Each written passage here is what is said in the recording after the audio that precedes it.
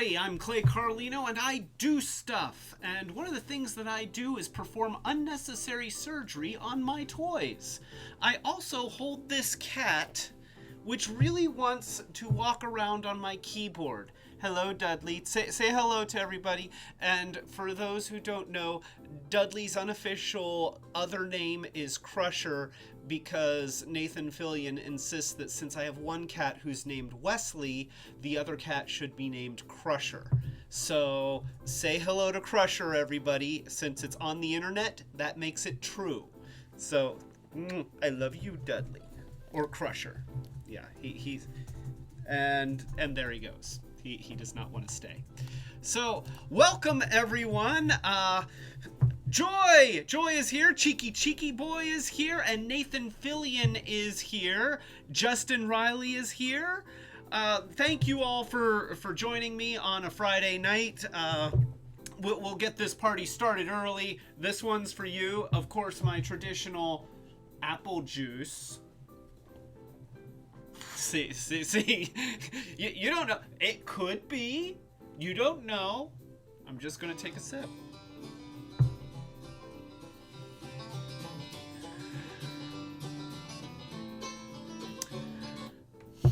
Okay, so. Quentin's here. Hey, Quentin. Welcome. Thank you for joining us. So, this has been a heck of a week. Just catching people up on stuff that I'm sure you don't care about, but I spent so Sunday. I'm just gonna share this, okay? And Mr. Fillion, you don't have to comment on this, but Sunday I pulled an all-nighter. It's my own fault, okay? I'm just gonna say that it is my own fault. I had a big project that needed to be done for Tuesday. Yes, it was my... Okay.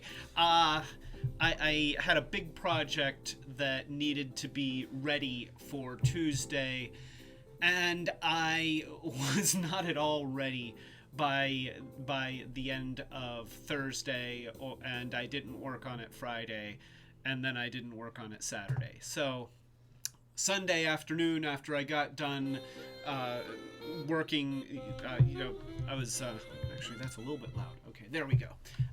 Sunday afternoon, after I was done mowing the lawn, and I also helped a neighbor with their car, and I also helped another neighbor by mowing the front of their lawn. I was busy Sunday, and I spent more time than I should have. But anyway, Sunday afternoon, after I was done doing that stuff, I came in and I started working on that project, and I figured, okay, I'll put in some extra hours here, and I don't know. I have a bad feeling about this. And that's pretty much how it went. So I kind of thought maybe I'd just put in several hours and get it to a good stopping point. And it's one of those things where the longer I spent, the more I realized how much more I had to do. So I did not sleep Sunday. I just worked straight through and then worked normal hours Monday. I did kind of knock off a half hour early on Monday. So that's confession. It's now streamed online. Everybody knows that I knocked off a half hour early on Monday, and shame.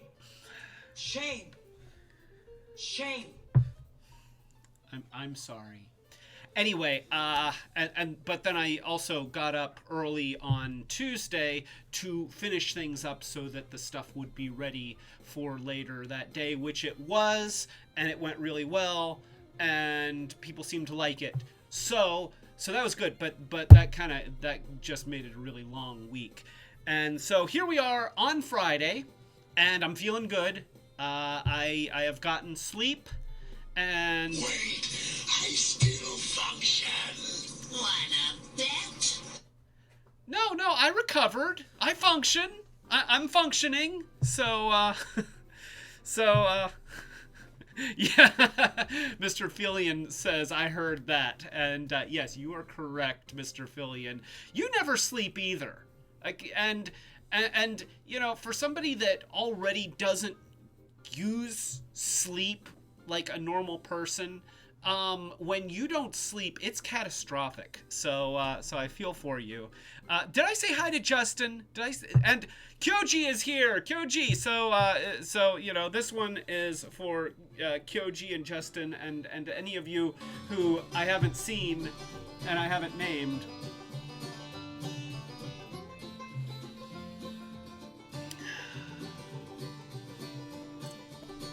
That's good apple juice.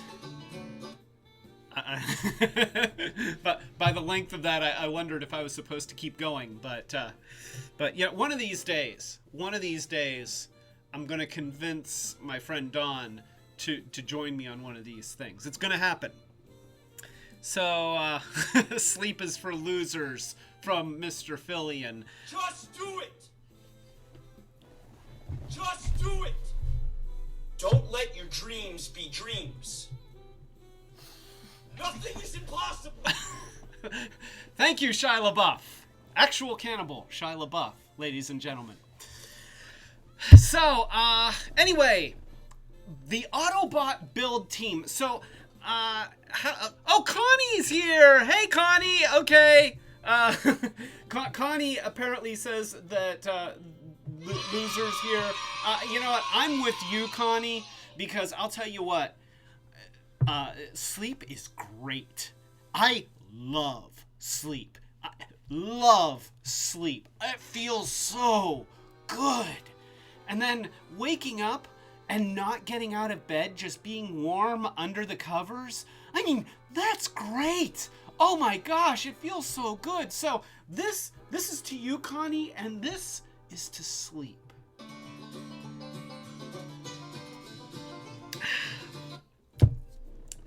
So, thank you, Cheeky Boy. Cheeky Boy says that my cat is beautiful. He is. Both of my cats are beautiful. And I don't mind telling everyone that you might disagree, but we all know the truth. My cats are better than everybody else's cats. Stand by it. So, anyway, we are here to talk about how many people remember the 2001 Transformers series, Robots in Disguise. Not to be confused with the 2015 Robots in Disguise Transformers series. This one, hey, you know what? Connie says that sleep and Animal Crossing are her life. You know what? Monica can attest to that, although she's also... You know, that's not just your life. I happen to know that you're very busy. So, oh, hey, Hope! Everyone say hi to Hope! And just let everybody say shame on Hope, because she says naughty words in the privacy of our private conversations. So, you know, shame her, okay? Just, you know, Hope, we know what kind of words you say. Shame on you. Especially when I throw her in a hot tub. It only happened once, but it was enough. So, oh, Colleen's here! Hey, Colleen! This is the part of the show where I wave to everybody that I see pop up on the chat. Hello, Colleen! This one's for you.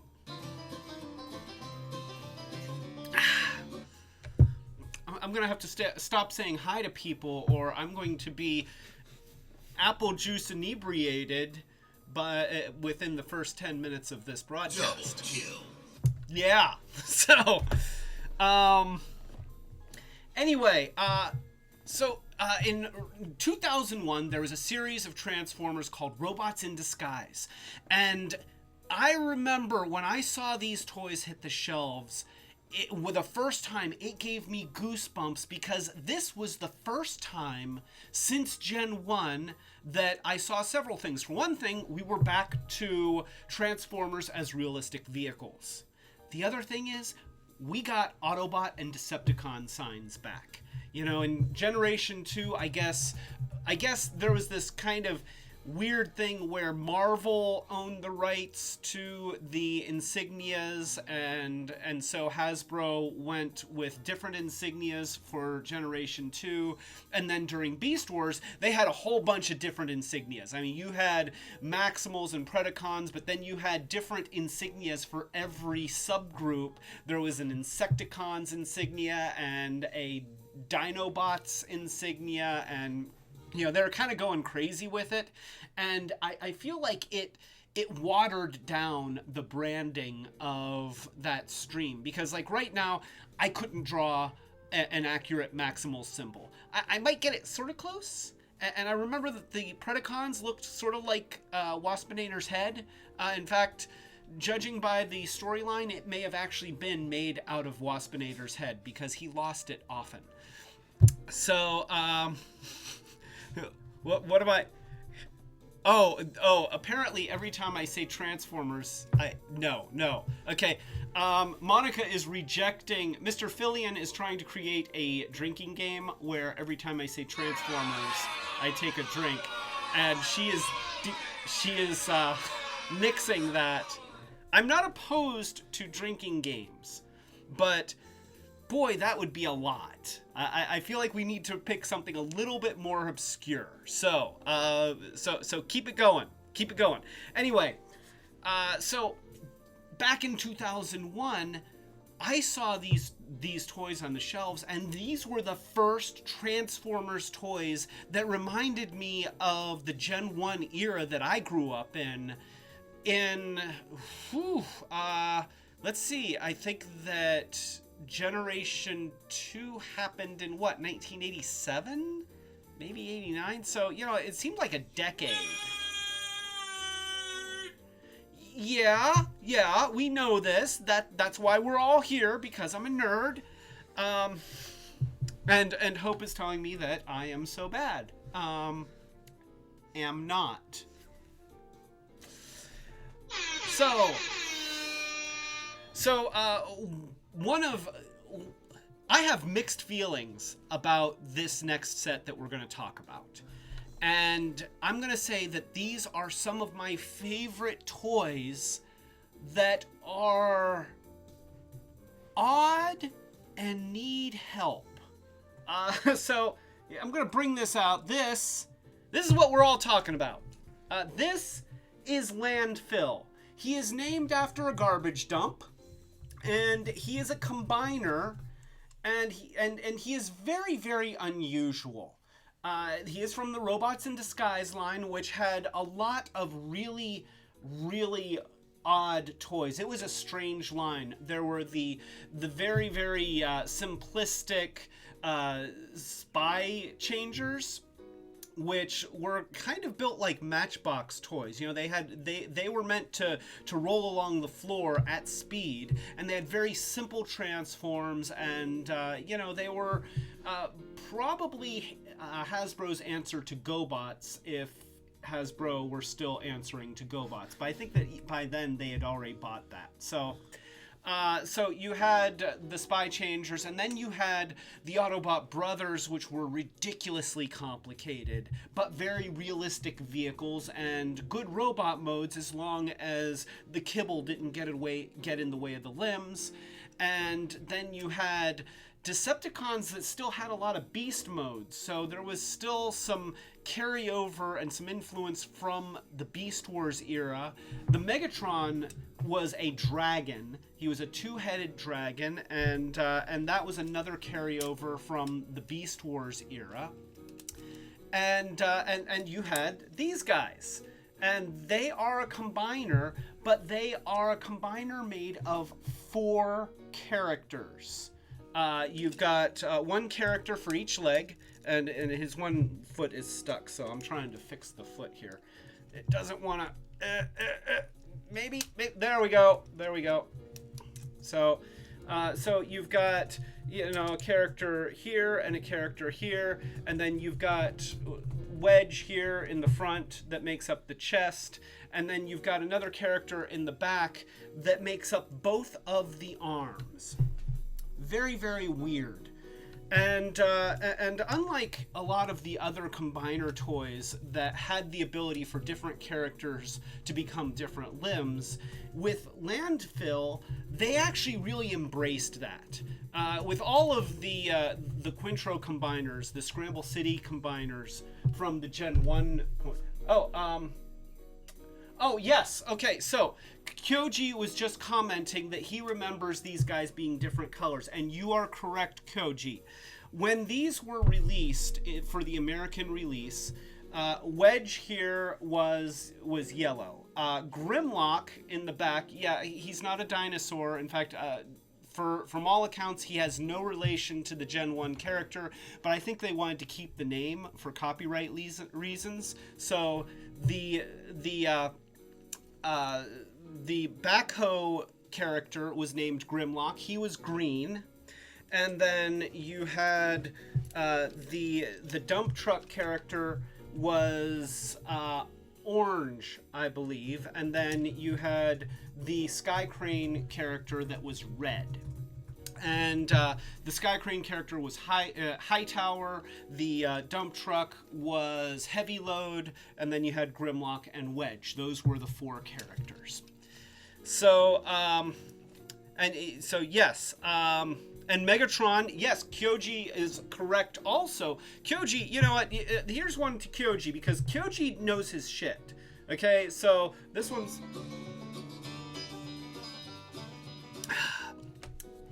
Kyoji was just commenting on Megatron. I'm going to pull out Megatron. Since I've got him. Oh. Mason Fur is here! Oh, holy crap. Okay, wait a minute here. Let me grab Megatron.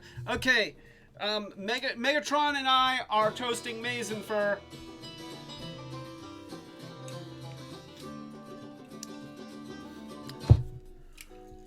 Oh, yes. I know. In Robots in Disguise, I don't think that he said yes, but you know what? Beast Wars Megatron is near and dear to my heart, so I'm just going to pretend that he's the same Megatron from that era. So anyway, this is Megatron, and his head wants to come off. There we go. He is a double-headed dragon. He's actually a very cool toy. You know, he's got dynamic limbs, and he's got a tail, and he is a 6 changer. And I am not going to do all 6 modes because you don't want to see that. The thing is that with his modes, some of them are better than others. Like the gargoyle mode is pretty cool, and at some point we're gonna really tear down about Megatron, but it's so much work. I feel like if I go into Megatron, we're not gonna get to the build team. One of his modes is a hand, though. They actually make him turn into just a hand. That's all I have to say about that. But anyway, this is Megatron from Robots in Disguise, and he is a 6 changer. Okay, can we go with the drinking game that every time I say Megatron, I take a drink? You know, okay. Mr. Field really Mr. Fillion really wants a drinking game here, so when I say Megatron, I'll... Alright, so there we go. That all counted as 1, Mr. Fillion. Let's not try and get me, messed up. So, anyway, back to Landfill. Landfill was very unique because they actually named the different configurations. So, this was the most common. This was, I think, called Hurricane mode. And then if you had Hightower as the arms, then that was Typhoon mode, I think. And then, no, that was Cyclone mode. And then if you had Heavy Load as the arms, that was Typhoon mode. And, apparently, like this mode was the best in general, like best for both attack and defense, and then the other one was better for close combat, and the other one was better for power or something like that. They were making stuff up. I respect the fact that they were embracing it, but I just have to say that this is not very impressive. Let's go over to the other cam, and I'm gonna put him next to Gen 1 Devastator. And okay, so here we go. This is Landfill, and you can see he's not even that much bigger than Devastator. However, he is only made up of 4 guys.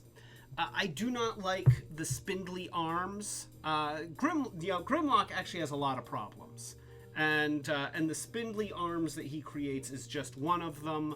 He has big blocky legs. He has this kind of codpiece thing here, and a very thin torso. He needs help. So now the nice thing is, this is not the only way that you can transform him, and so I've done some things to improve him and the individual characters. So there's so much stuff. I'm almost unsure where to begin. So instead, what I'm going to begin with is the repaint. There was a oh, by the way, just to answer Kyoji's question before about the colors, this is the Walmart exclusive gift pack of these characters that were all the same color. Normally you had to buy them one at a time, and they were each a different color, and I was never a big fan of combiners that every character was a different color. I liked it much better when the team had cohesion. That's one of the things that Devastator always had going for him, and something that they went back to with Predaking. You know, they said, hey, you know, this team needs an identity, give them a similar color scheme, and then you know that the characters are all on the same team, and it makes for a really good robot. And so I was never a fan of every character is a different color, and so when I saw the Walmart exclusive, oh, AJ Stinson is here, by the way. This is one for AJ.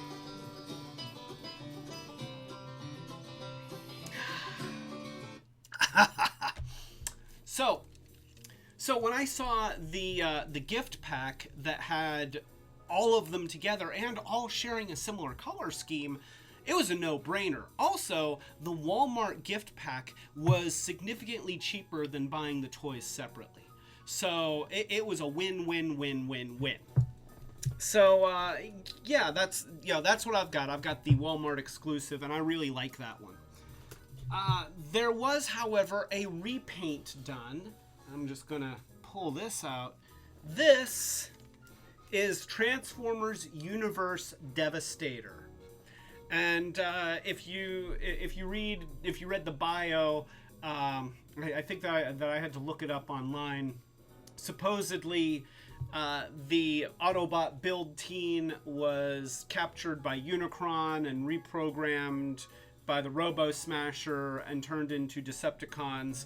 And so they gave most of the characters Constructicons names. So Wedge became Bone Crusher, and Hightower became, Heavy Load became Long Haul, and Grimlock became Scavenger, and Hightower stayed Hightower. I think they lost the rights to Hook for a while, and so Hightower just stayed Hightower. I guess maybe he was kind of borderline all the time, and he didn't really feel the need to have a new name when he was a Decepticon. I don't know, but nonetheless, I like this toy. Even with all of its obvious flaws, I like the toy. And so, of course, when I saw the Universe version, I had to get it. And, you know what? So AJ Stinson was just asking if anybody remembers the video game tie-in for the 2007 movie. Let me tell you, that video game was poop. It was quite possibly one of the worst games ever created. I remember trying to play it, and here's what would happen. Okay, so you would be an Autobot, with the crappy Michael Bay designs, and you would be on a mission to fight some Decepticons. And what would happen is there was what was called the battle zone, and if you exited the battle zone, then you would lose the mission. And like it would say, you have exited the battle zone. You have 30 seconds to get back in the battle zone.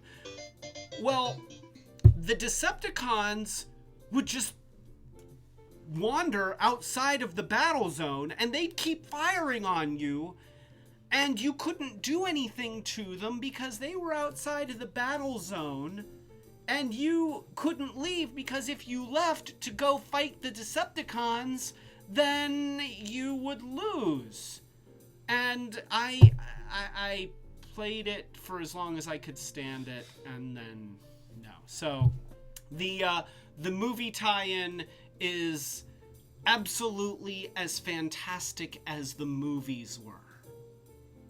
Freedom is the right of all sentient beings. And my freedom is to never revisit that horrible era in Transformers history. Thank you. So, yeah. So I'm, breaking stuff was probably the funnest part of that game. I remember, like, the first couple of minutes when I was breaking everything. I'm responding to AJ again. He's talking about breaking stuff in the game. And breaking stuff was by far the most fun that you could get out of that game, which, kind of got old after a while. So, yeah, it was bad. It was bad. So, anyway... So, when I had the opportunity, once again, I got these all together in one set, and I love the colors. Just love the colors. I love, obviously my heart's in Gen 1, but this is just a nice color scheme in its own right, and the fact that it looks like Gen 1 Devastator, hey, I'm all for it. So, I'm going to show you some things on this one because I have performed unnecessary surgery on Landfill, and we're going to get to that. But yes, I know I've hacked into my toys, and you'll see why. Okay, so I'm going to take this guy apart. So here's what they did. Okay, each character has this similar connection tool, and then the front guy has this little pivot point here that you plug into that, and you rotate, and then you peg him in, and that's how the chest attaches. And it's brilliant. I mean, I have to give the designers of this a huge shout out, because this is something unlike anything that we've ever seen before or since, and I would argue that next to Skylinks, this is the most unique combiner the Transformers have ever created to this day, and so I really respect that. And so and also one other thing that's amazing about these toys is, yes, he's awkward looking, but he also needs no extra parts in order to form the robot. Notice that, wait here, I'm going to put this guy back in here for just a second. So, yeah, he's got these claw hands, but you're not adding fists. He's got these tire feet. I guess he's tired of walking.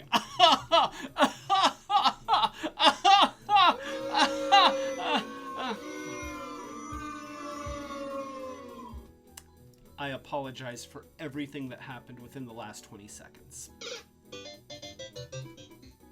So, he's got no extra parts, and he's posable. That was also something that you didn't get with combiners for the most part. You can move his limbs around and get him into dynamic poses, and all of his extra bits can be used as weapons. They're awkward weapons, but like here, let me let me just take. So this is the dump truck, or this is the dumper from I guess it's the pail from the dump truck, and you see it makes this claw thing. Okay, that's cool. And this is the crane from Hightower, and look how it transforms. Look, you go like this, and then the gun comes out, and then, yeah, look at the way that hinge does that thing. Okay, that's a little blurry there. You know what? I think this calls for the super close. There we go. We're on super close cam, and yeah.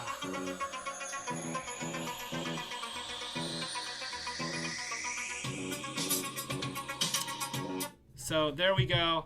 That is that is really cool. And once again, fantastic engineering. I mean, these guys were using so much imagination for how to solve the mechanical complexities of the transforms here. I really have to hand it to them.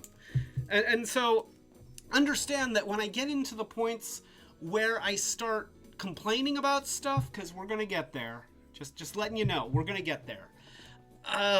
It's done out of love. It is done with respect as one industrial designer looking at the work of another industrial designer, and I've never gotten to work on anything as cool as this. So, you know, they're in their own league, but nonetheless, we all know, all of us in the design field, all of you artists out there, all of you makers, you know that you reach a point with every project where you need to be done.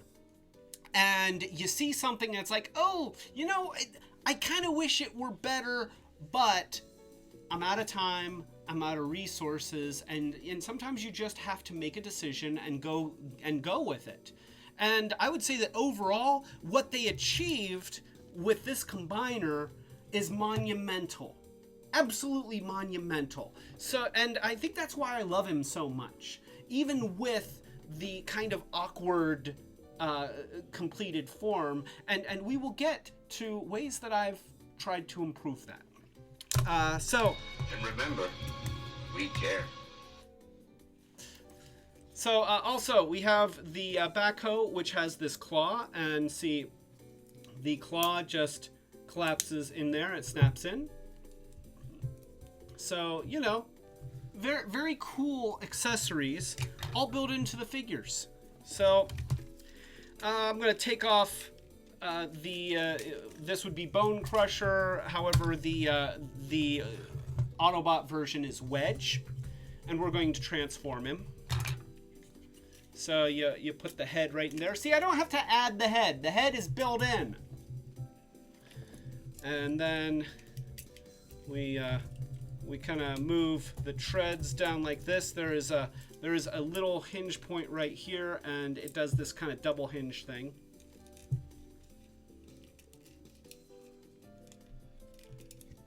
And then you can take the cod piece here. And I'm trying to, I always get it backwards. Whichever way I do it is going to be backwards for the other one, for the way that it's supposed to go. I think, is it like that? No, wait, no. So, see, I did it backwards. Okay, so the little points go down, I think, and then, yeah, there we go. So, and then you have a bulldozer. And see, he's a good bulldozer. He looks good. And then we have Grimlock here, and we're going to transform him into a backhoe. No, we're not there yet. Okay, technically this is Scavenger because this is the Decepticon version, but it's based off of the mold of Grimlock, and if you believe the fan fiction or the write-up, then it actually is Grimlock just turned into a Decepticon. And we don't know if he stayed a Decepticon or if he was ever cured. We don't know the answers to these questions. So, yeah. He has a really odd transform. I'm going to try and get it correct, but and his arm comes off. Oh, Grayscale is here! Hey, everybody, say hi to Grayscale!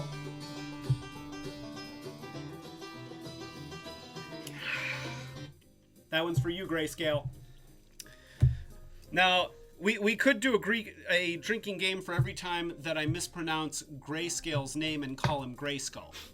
That would be a good drinking game, because I have a bad habit of getting his name wrong, and I apologize for that, Grayscale. I think that at some point in my life I should get that right, but I think I'm doing okay today. Now, if I have a few more sips of apple juice, then I may not. But nonetheless, so Grimlock's arm has popped off again, because that's what happens with Grimlock's arm. It's very oddly jointed, and I tried to correct that at one point, and the operation was not completely successful, which is the risk that you take when you kit bash toys. So here we go. There we go. And that goes there, and that goes there. And then the head flips up in here. And this is not Grayscale. Was saying that this does not look like water. It is not. It's apple juice. Everybody just tell Grayscale that this is apple juice. Oh, apparently I had... If I reference the apple juice, I have to drink some of the apple juice. So, we got all sorts of rules about the apple juice. Apparently, if I mention Megatron, I have to drink some of the apple juice also. That one's for you, Mr. Fillion. So let's see here, and then there's a ton of joints in here. Look at that. Okay, that is a mess of tiny little intricate joints that you have to know where everything goes, and it has to be perfect in order for these guys to actually turn into vehicles.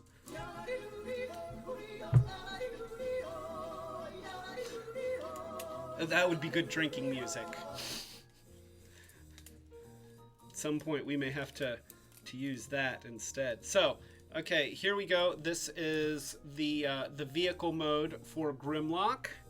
And then we plug the shovel in here.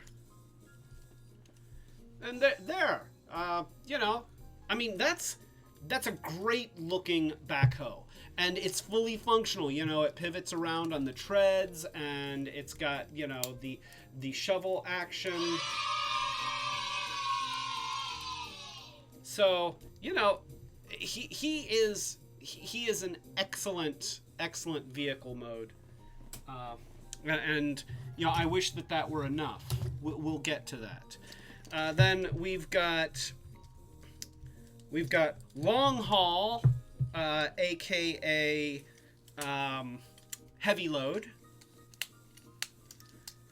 And the nice thing about when they're transformed as legs is their vehicle mode is practically there anyway, and we just have to get this thing out of the way, and it folds underneath and fits right in there. And then you just plug in the pail, turn that to the side. There we go, and that is heavy load, aka long haul. And see, look, they even made it so that it has the dumping motion. Now his front is a little bit weak. Let's go to the super close. So yeah, here's the front.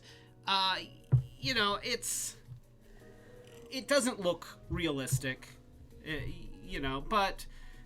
but I'm okay with it. I like the details. I like the overall kind of large, and I love the big knobby tires. So it's still, I'm okay with the vehicle mode, even though it's not a very convincing vehicle mode. If I saw this driving down the street, it'd be like, oh yeah, that's a Decepticon.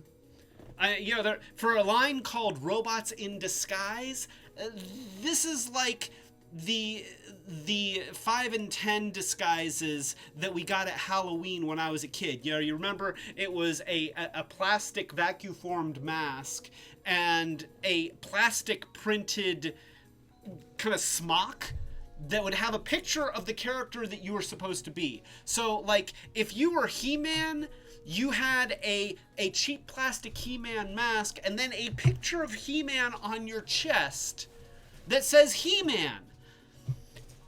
It was pretty much the worst. Ashy Slashy, you get out of here. You get out of here. We don't need your kind here. Get out. Get out. No, mine. Would the internet please tell Ashy Slashy to not take my toys? So, AJ has a good solution to the drinking game problem. I could refer to as MT. Let's see if I can stick to that. So, anyway, so yeah, not the most convincing vehicle mode, but it's big, it's functional, it is obviously a dump truck. Is it a convincing dump truck? No, but it's definitely a dump truck. You can't look at it and say, oh, I don't know what that is. Is that a roller skate? Is that a bus? I don't know. No, it's very clearly a dump truck, so I'm okay with it. And then we've got Hightower, who as an Autobot is called Hightower. And we'll just fold this under here, if it'll go. There we go. And then we have the Hook TM. see, because they lost the rights to Hook. That's that. Okay. Anyway, and once again, just like with Heavy Load, his vehicle mode is a little less convincing, but he's got the hook here. The top part. It in theory can move around. Yeah, there we go. So we can move that around. Once again, I actually really like these vehicle designs. I know that they're not terribly convincing, but again, I love the knobby tires. I love how solid they are. I mean, these things, even though they've got a million pieces, they are very, very solid. You feel like you could throw this at your sister and you would hurt her. So don't. It's a bad idea. I'm just talking as like 9-year-old Clay who, sometimes lost his temper and would throw his toys. I wouldn't do that now because hurting people is wrong. So, that's right! Joy Thayer was just talking about how Hightower was on Police Academy. You know what? Joy, this one's for you for referencing Police Academy and a Transformers reference that I did not know existed. So, Hightower was on Police Academy.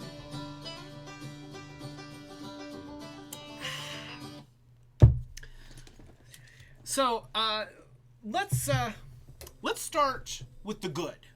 Okay, we're starting with the good. We have, I'm gonna pull out actual Landfill here, and I'm gonna reference him a little bit. So, we've got Wedge, and you've seen that Wedge has a very nice vehicle mode. And now let's put him into robot mode, and you'll see that his robot mode is pretty decent. Let's just flip out the head here, and then the legs are pretty much make up the body. The fronts flip out to make kneecaps. Every robot needs good kneecaps. And thank you, AJ Stinson. The more you know. I know nobody actually sang that, but Monica had to leave the soundboard, so I'm just doing it. Do do do do. So, no, Mr. Fillion is trying to be a bad influence on me. Probably because Mr. Fillion is aware that up until 6 years ago, I did not imbibe adult beverages. Not that this is an adult beverage, this is apple juice. But nonetheless, I think that he likes seeing just how far I can push my limits, because I am a total lightweight. Like I said, I didn't drink anything with alcohol in it until I was 40 years old. At 40 I decided, you know what, it's probably okay for me to drink. But that was a decision that I had made for a long time, and I don't regret it. It was, my dad had problems with alcohol, and I saw all the ways that he suffered for it. I saw the ways that we suffered for it. And I didn't want to do that to anybody else, so I just didn't. And then as I got older, and my parents were getting into brewing beer, and Monica was getting into brewing beer, and everybody was and they were trying all these craft beers and things like that, and it all seemed so interesting and so fascinating that I thought, I want to take part. It was social, it was fun, and nobody was getting inebriated. Nobody was getting angry. It was just fun and social. And so I decided, you know what? I think I can handle it responsibly, and that's what I did. And so I allow myself to imbibe, and I still haven't gotten to the point where I can actually finish a beer. Can't do it. I try, but beer doesn't really taste very good, at least to the untrained palate. But I will say that if this weren't apple juice, if it were, say, just pulling a random alcoholic beverage out of the air, if it were, say, honey whiskey,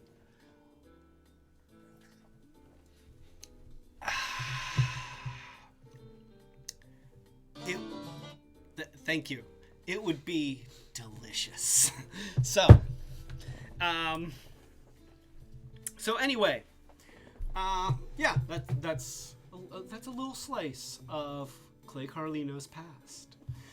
This is Wedge in his robot mode, and he has a great robot mode. I mean, look at this. None of the Gen 1 Constructicons looked this good in their robot modes, and none of them were posable.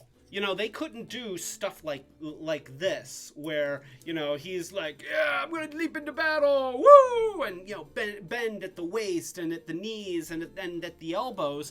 Okay, they were from back in the day when you got this and this, and you could put a gun in one hand, and that was it. So, so you got a great robot mode, a great vehicle mode, and an acceptable combined form that actually achieves a lot of goals. So, that's really impressive. And that's Wedge. So Mr. Fillion is saying, but you can finish special drinks from your neighbor. Finish special drinks from your neighbor. I'm not sure exactly what that means, but I'm gonna. Oh yes. Okay. So, do we want to hear the Clay's only inebriation story? Are we going to talk about this online? Okay. So in the last 6 years, I do imbibe alcohol from time to time. And I have only been really what I'd call snockered once. I mean, I have, there have been plenty of times when I've felt the effects and it's like, oh boy, it's getting warm in here. Or, okay, it's really hard to figure out how to get groove to attach to the front of Defensor. I was right on the border there. I really could not figure out how to get groove on there. And the harder I tried to think, the more I realized, oh, I have killed those brain cells, or at least put them to sleep. So that was kind of close. Oh no, I should have bid the dollar. Anyway, so I was working out on the lawn. I was doing a lot of mowing and trimming and raking and stuff like that. And it was summertime, and I really wanted to go in. I was just about to go in. I was passing by I was walking through my front yard on my way to the door to go inside and just collapse. And my neighbor calls me over. She's got her nephew there, and she's like, "Oh yeah, I want you to meet my nephew. Tell him about your YouTube channel." Well, of course, I always want to talk about my YouTube channel. I mean, the only thing I talk about more than my YouTube channel is Transformers. So, by the way, it is... No, God! No, God, please, no! No! Yes! No! Yes! No! So, it is getting warm in here. The more apple juice I consume, the warmer it gets.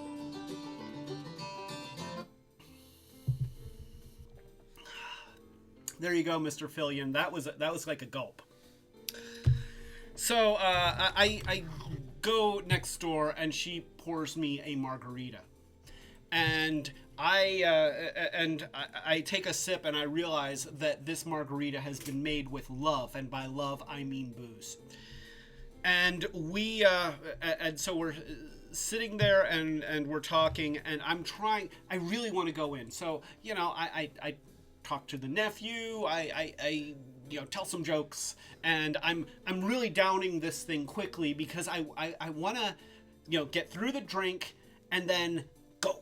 I nothing against my neighbor. She was very sweet of her to invite me over, but I was just really tired, and I really wanted to be in my living room collapsing. And I get down to about yay, about that far, and I'm really close to finishing it. I figure I can probably get it in 1 or 2 more swigs. And then she comes over with this pitcher, and she fills it up to the top again. And it's like, Can you fly, Bobby? that's what she said. And I was already getting there. But nonetheless, I was determined to be allowed to leave. So I pushed through, and I took bigger, faster drinks of that margarita. And then I got back to that point, and she came by again, and I'm like, no.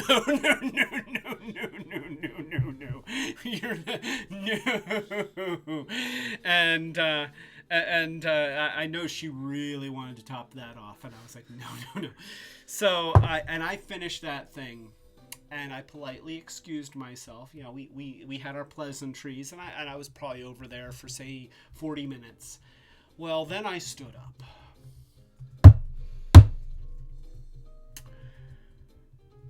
That's when I knew. That's when I knew what countless sitcoms have taught me over my life about drinking alcohol. And I staggered my way back to my house. And I come in the front door, and I've got the worst case of the giggles. And Monica's like, "What's wrong?" And I said, I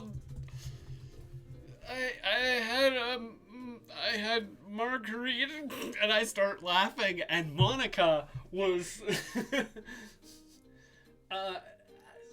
how long had I been imbibing at that point? Oh gosh, that was probably within my second year So I think that was year 2 of imbibing alcohol. And I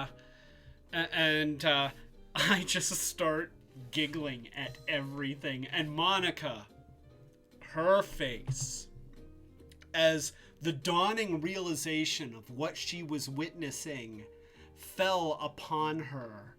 Please state the nature of the medical emergency.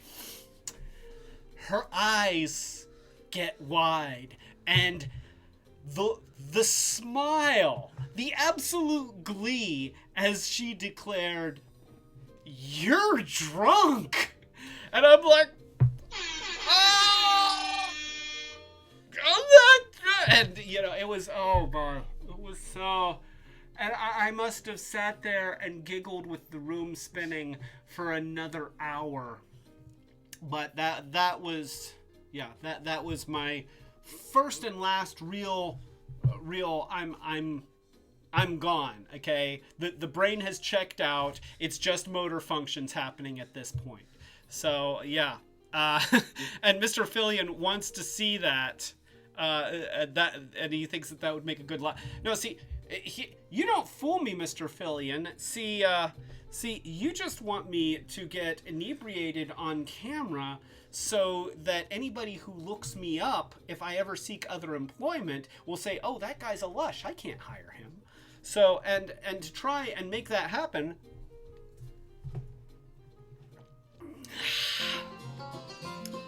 we do need a refill. And, Quentin has to say goodbye. So, you know, that one was for Quentin. And we will get that refilled, which is important. So, that was Wedge. And, you see how I just jump right back into, you know, all this stuff. And so, okay, I guess I'll just... Nobody can see the label. It's just very nicely packaged apple juice. So, let's go ahead and take a look here at another character. We're gonna look at Heavy Load. Heavy Load is also, I would say that next to Wedge, he is the strongest figure of, he is the second strongest figure in terms of having a really good design. And, okay, see? Now that is a healthy portion of apple juice. That's pretty much like the equivalent of 2 shots, right? Yeah, so I've essentially had two apple juice eye. I'm making it plural by adding I. That's legitimate. So this is Heavy Load, and you put the you put the pail on there, and that is his vehicle mode, as we saw. I did some detail painting, by the way. The box set was not very detailed, so I with some little tester's paints, I painted the headlights and the grille and the bumper and the lights on here. And I forgot to paint the tail lights. I know in some of them I did paint my tail light. I thought I did. Maybe I didn't. I need to paint the tail lights. But nonetheless, yeah, I thought it looked a lot more like a truck once I did the detail painting. And I believe that the original versions that were sold separately actually did a lot more detail painting. But the Walmart box set was much less expensive. I'm okay with doing the detail painting myself. So anyway, once again, I like this vehicle mode. And then to go into robot mode, he has a very neat transform. So here's what you do. You pull the arms out to the sides, and I'm going to do that.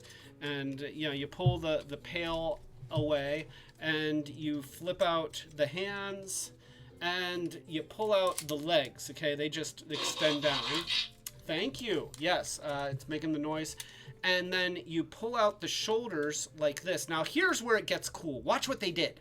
This is so cool. Okay, this arm here swings around like this, goes over this joint, just like that, and then the truck cab twists around and the head goes on top, and then this click. Look at that! That is awesome! What a cool transform! I mean, to whoever came up with that, my hat's off to you. That is freaking brilliant. And then, yeah, you can... Yes, Bill and Ted. Bill and Ted are correct. You always listen to Bill and Ted. So you can flip out the heels here. It makes them a little bit more stable with the kibble on the back. But, you know, the kibble on the back doesn't bother me. You know, it sticks out a little bit, but I mean, honestly, he's got a very nice robot mode. And he's got a smirk. Let's go to the super close. We're going to look at the super close here. And look at that head sculpt. Okay? He feels good about life. Like, he's going out on the town after he's done fighting Decepticons and building stuff. So, yeah, it's like, hey, ladies, you like my shades? Uh-huh. So yeah, you know, and again, nice body dynamics. You know, he's just a very cool figure. Now, wait here, I have to transform the legs a little bit better here. They're on these... For the super robot mode, there's some extra hinges in his pelvis that don't need to be there. You know, for the robot mode, I mean. And then, you know, he also has knee joints, so you can get into, you know, cool dynamic poses, and he's got elbow joints. And so, you know, again, a really good, solid robot mode that you can do a lot with. A perfectly serviceable vehicle mode that may not be that convincing, but it also tells the story. No doubt he's a dump truck, and he works as a dump truck. He works as a robot. He's posable. He's got character in his face. This is a great toy. This is awesome. And that's another reason why I love this team. So, you know what? I miss Rufus too. Joy Thayer was talking about how she misses Rufus. You know, here's one for George Carlin. Rest in peace, George Carlin. We love you.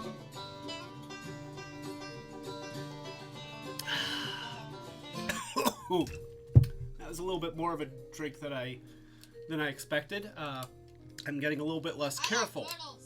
I like turtles too. So yeah, this is Heavy Load. Heavy Load is a fantastic toy. So now let's Quentin. Oh wait. What about Quentin? I got a message that said Quentin. Oh, Nathan, are you leaving? Oh, okay. Bye, Nathan. I'm sorry that I didn't get sufficiently snockered for you. We'll try again later. So here's one for Nathan. Nathan, this one will be a good one.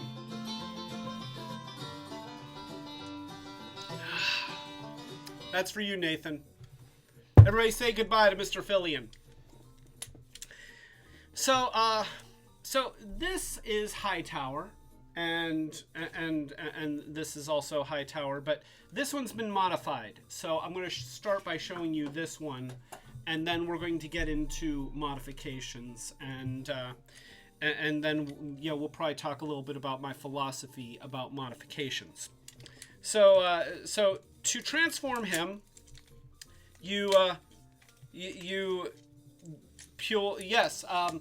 so for those who haven't figured out, in all of these live streams, I don't know why we decided this. It's just something we started doing, that every time I take a drink of apple juice, then we cue music. I think it started when we had the Scottish apple juice that was accompanied by bagpipes, and then, you know, it just seems appropriate.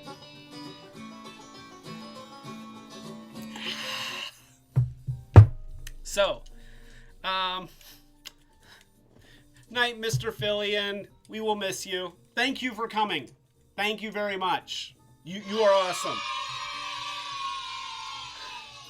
So anyway, the robot portions of Hightower are very much the same as with Heavy Load, and I'm starting to feel the apple juice. Now, here's...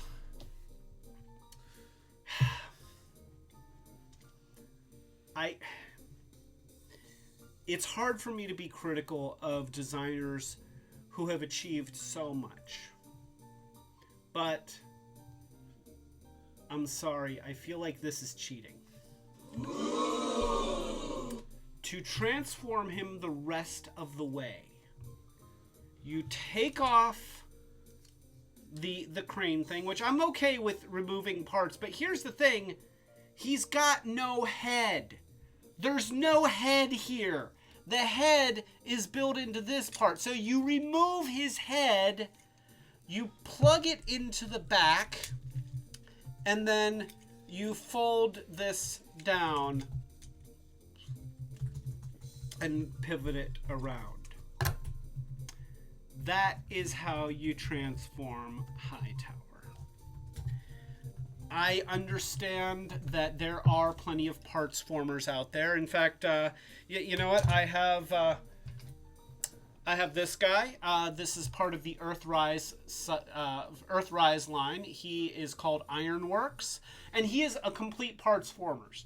In order to transform him, you take him apart. You take this off, you take this off, you take these off, and then you disconnect these things, and then you flip up the head, you twist it around, you unfold the arm.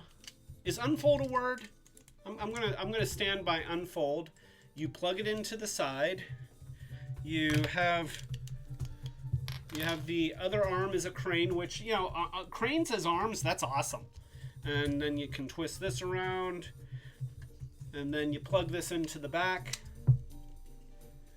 and we take off this part, we fold out the thigh of this leg and plug it in there,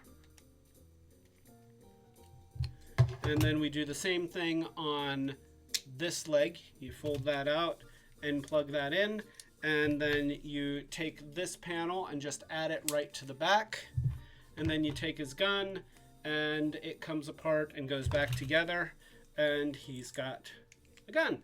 And that's him, and that's his whole deal. I mean, he is, just like Omega Supreme, his whole shtick is that he comes apart, and that's one of the things that they've been doing with the Siege line and with the with some of the characters in the Earthrise line, is that there's these parts former characters that turn into accessories that can be combined with other characters in the line. So that's his whole deal. I'm okay with that. In fact, I really like it. I wouldn't want the whole line to be that way, but I love this guy, and I love what he can do, and I love the way that you transform him. And I love the whole taking things apart and combining them with other characters thing. So I'm not saying that a parts former is a bad thing, but this is where this guy obviously, like 90% of his transform is conventional transforming. Making parts joint in creative and interesting ways and move in creative and interesting ways and make that noise. And having to wait here, to remove the head, I'm sorry, I feel like that's cheating. Roger. That's cheating. Would it have killed you to have the head built into the chest here? Or do something like what you did with Heavy Load, where he has a secondary, cockpit, or whatever you want to call, like that little place where a person can sit. If you look at Hook from the original Constructicons, he has, Hook has this driver's compartment here for driving the truck, and then there's a machine operator's compartment back here. So why not make the vehicle with two driver's compartments, one of which houses the head? Actually, I'm going to put him on the floor because he wants to fall over. But they didn't, and I did not like that, and so I changed mine. And this is where we get into kit bashing. See, there are many purists out there, many toy collectors. There's a lot of them that don't even... Yes, thank you, AJ Stinson. Decapitation should not be part of your transform unless you are a genuine parts former. So... Oh, headmasters. Headmasters, it's okay for you guys to decapitate yourselves to transform because that's your shtick. But yeah, I didn't like that. And see, there are a lot of purists out there who, they don't even take their toys out of the box, let alone play with them and perform unnecessary surgery on them. But, see, my interest in Transformers has always been a fascination with the problem-solving aspect. And yes, I'm captivated by the storylines. I love the comic books. I love the animated movie. I loved Bumblebee, Michael Bay, Rotten Hell. But there's it's actually what fueled my interest in industrial design. It's the reason why I ended up going back to school for industrial design, because I wanted to design stuff like this. And granted, I haven't gotten to design stuff like this, but it has served me really well over the years. And let me tell you, the reason why I'm good at fixing cars is because I've spent years figuring out how to make parts fit into different places, even when they don't look like they should go. Okay, I have exercised that part of my brain for decades, and now when I look at a car part, it's like, okay, you know what? This strangely shaped thing has bolt holes here, here, here. I can see this place over here that has a similar bolt pattern. I think that it goes there. And that's one of the things that has made me good at my job and good at the things that I do to survive. So, you know, my hat's off to Hasbro. My hat's off to the designers in Japan who originally came up with this whole thing, who invented transforming robot toys, because you guys made me smarter. And so when I see a toy that is so close to being awesome, so close to being amazing, but he just misses it by a head, I can't let that stand. And as you see, I have not kit bashed this one because, you know, it doesn't mean that I wouldn't ever, but I kind of wanted to leave this one alone since I was already doing all sorts of terrible things to this one. So here's what I did. This is not Hightower's original body. It is Hightower's arms, and it is, I think, let me look. I think it is Hightower's legs. Yes, it is Hightower's arms and his legs. The body belongs to an extra heavy load that I found at a discount store. And the extra heavy load has an extra passenger compartment. And so I took the head off of Hightower. His whole head thing that flips off there. Well, I took that off and I put it in here. And then the version that I had, I wonder if I have an extra one around here for parts purposes. Do I? No, I don't. Here, let's go to the super close. So if you look at the chest, it has all that detail molded into it. Well, on the Walmart version that I have, that was all painted silver. and then the rest of it was yellow. So what I did was I hand painted a similar pattern onto the roof of that passenger compartment right there. See? And that's just, you know, it's not perfect, but it's, you know, for hand painting, I'm kind of proud of it. I think that it looks pretty decent. And I painted in the shadow so that it would look dimensional. And so now his transform is like this. You pull out the legs, you flip out the feet, just like this. You can hear Dudley in the background complaining because he's part Siamese, and that's what he does. He's an adorable cat. I love that cat.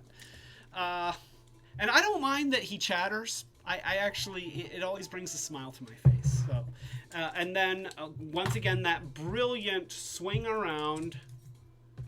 And then now the crane portion goes over his back instead of the dump truck.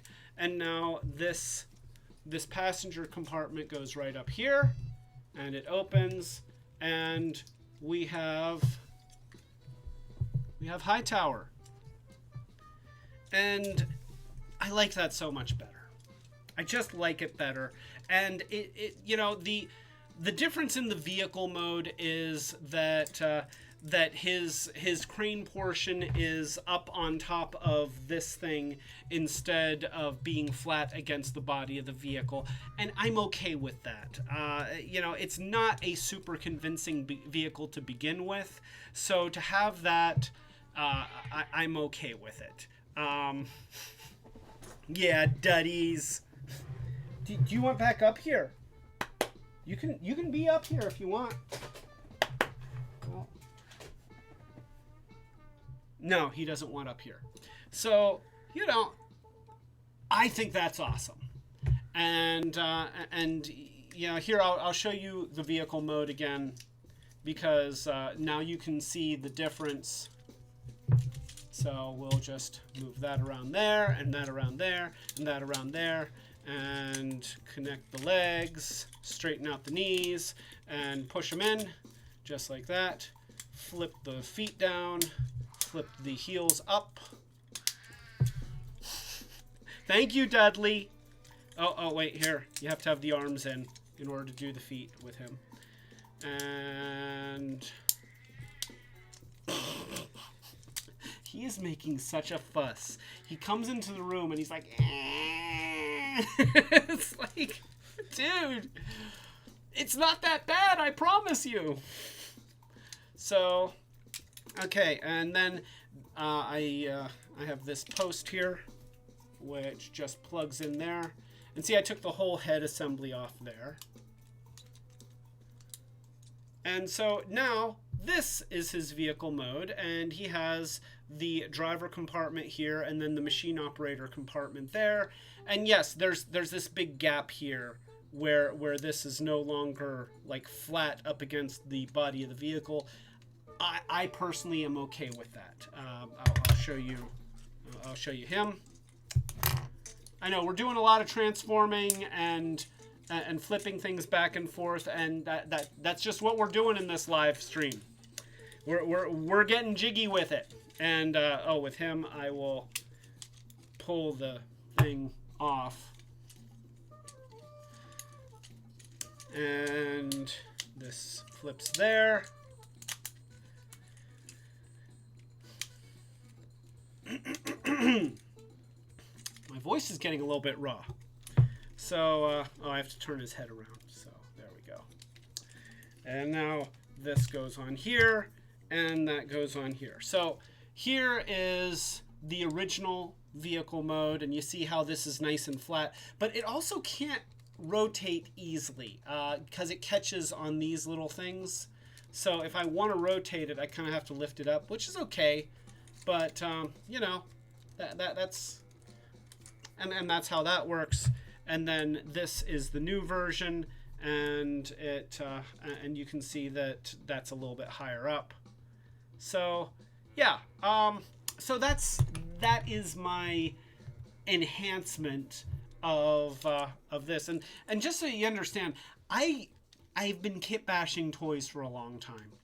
These are not the first, nor will they be the last, that I have taken an X-Acto knife to and taken pieces apart and done some repainting and stuff like that, because that's what I do. And that's part of my enjoyment of the toys. And if that's what you want to do with your toys, I think that's okay. In fact, I used to have a website. If anybody ever wants to have a laugh, go to the Wayback Machine online and look for Transformer Bastards. That was my website. I created it, and it was a place where I posted articles and photos of my different Transformer projects. So, if you want to see what I used to do to my toys and what I used to write on the internet about it, it wasn't a very good site, but, you know, it was my site. So, yeah. You know, look up transformerbastards.com. It's no longer there. I no longer keep it maintained. But anyway, natural robot enhancement. Thank you, Colleen. Natural robot enhancement. This is Bob. Bob is living large. I'm giving Bob some head. So, am I allowed to say that? Look, I made his head attached, okay? I gave him a head. That's all I'm saying. Oh boy, there goes my monetization. Okay, so that's Wedge and Hightower and Heavy Load. Now we need to talk about Grimlock. Notice that I'm pulling out Scavenger when I talk about Grimlock. Grimlock has required some serious attention, and here's why. As you saw when they were combined and Grimlock was the arms, which for some reason that was like the default version of Landfill. They always had Grimlock as the arms, and he makes terrible arms. Okay, these skinny little tread with these little flappy thing hands. Okay, they're shitty ass arms. I'm sorry. Here, look. Let's just. So, these are crappy arms. Okay, thank you. So you know.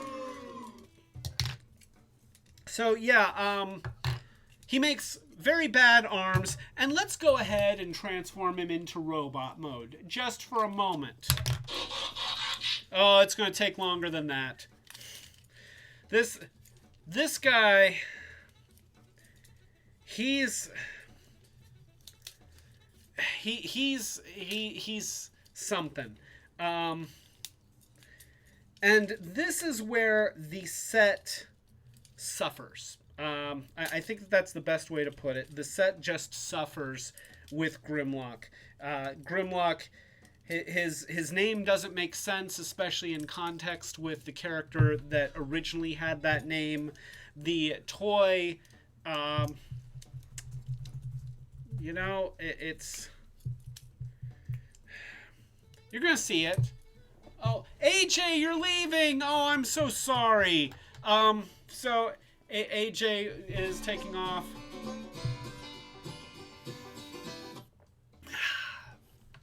Don't drink and drive, AJ. I know, we're all stuck at home. We're not driving anywhere. So that makes it okay to drink apple juice and then walk to your living room. So, so you know, we do the legs. There's some weird stuff that goes on with the arms. So you pull out the shoulders, and then let's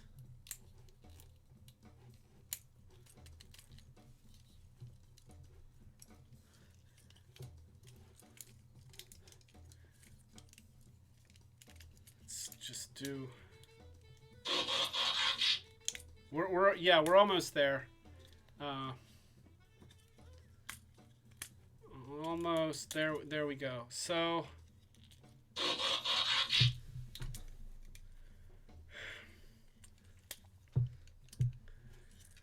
So this is Scavenger slash Grimlock. Maybe it goes like this. I don't understand. I just don't understand. Let's go to the super close so that you can take in exactly what we've got here. So this is what his arms do. Yeah, it's... Oh, Colleen is leaving. Oh, everybody say bye to Colleen. Sorry, Colleen. This one... Wait, here, I have to switch to the camera.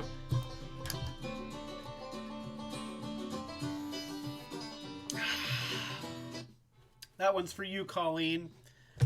Sorry to see you go.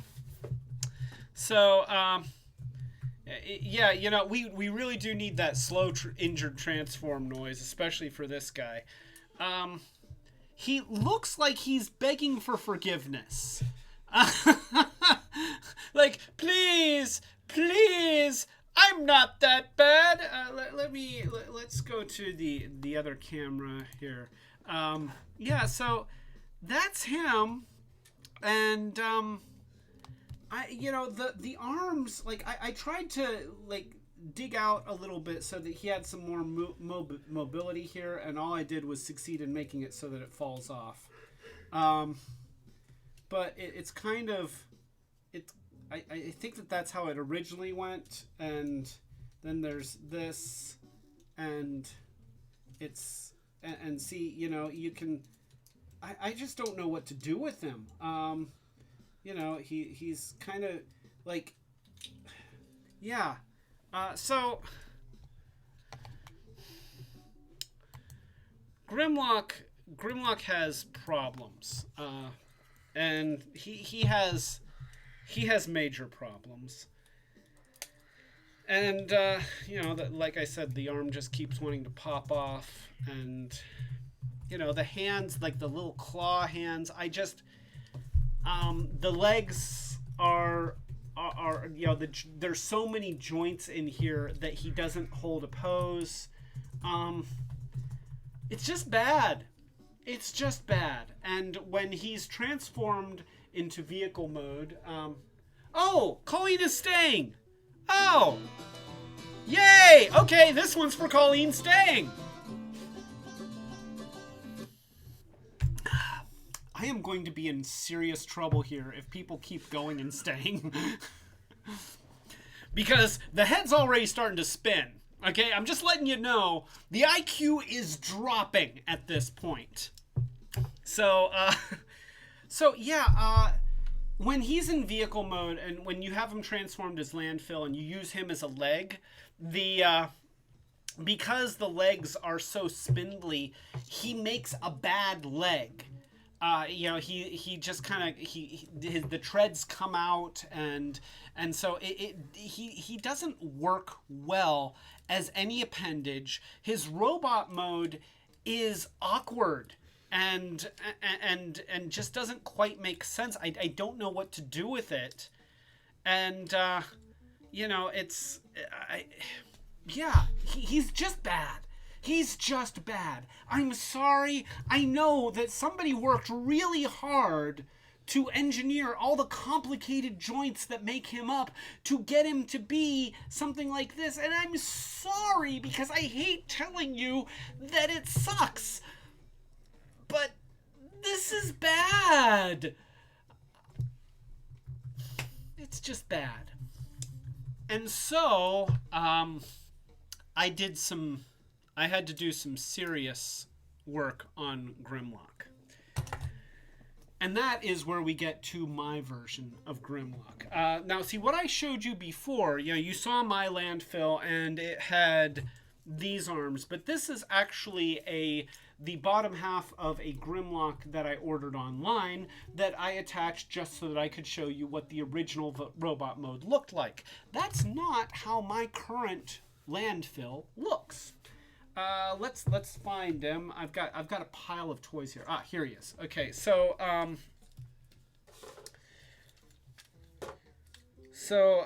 this you're gonna recognize some things here.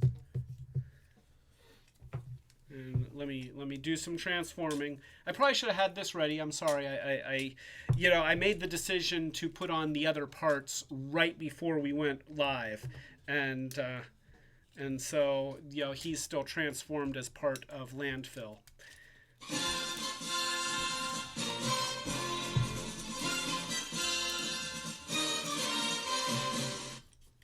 That's good. That's good. See, that was exciting. That was some exciting stuff. So this is my Grimlock, and let me put him on the other cam. So this is him, and you see he's got some leg kibble here. He's got this attached to the leg, and you can see that he is using the high tower body. He's actually using the high tower body that came from my old high tower when I attempted to build the head into the vehicle form. But I have since put Grimlock's face on there, which was a little bit of a trick because even his head was different. And I'll show you the transform. So this is him, and he's got this kind of passenger compartment thing in the front. And so the head does this. It flips down like this, and then that flips down like that. And that makes a driver compartment. And then, like with heavy load and high tower, the shoulders fold in and the arms flip up. And then we put the heels in and we collapse the legs.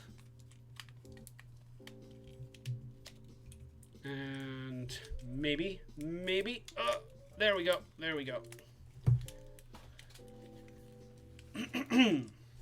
And then we flip down the feet. And now we take the backhoe and we attach it right here. And then we bend that in there.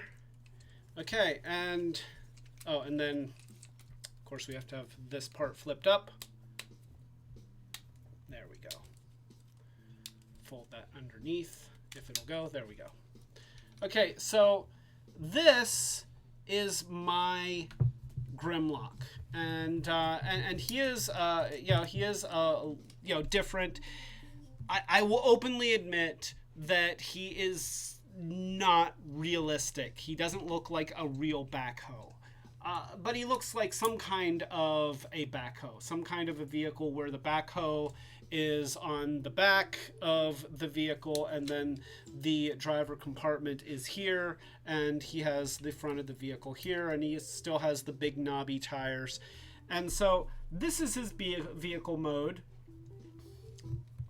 just like that. And while it's oh, sorry. I was looking at the message. I thought the message had changed, but it had not.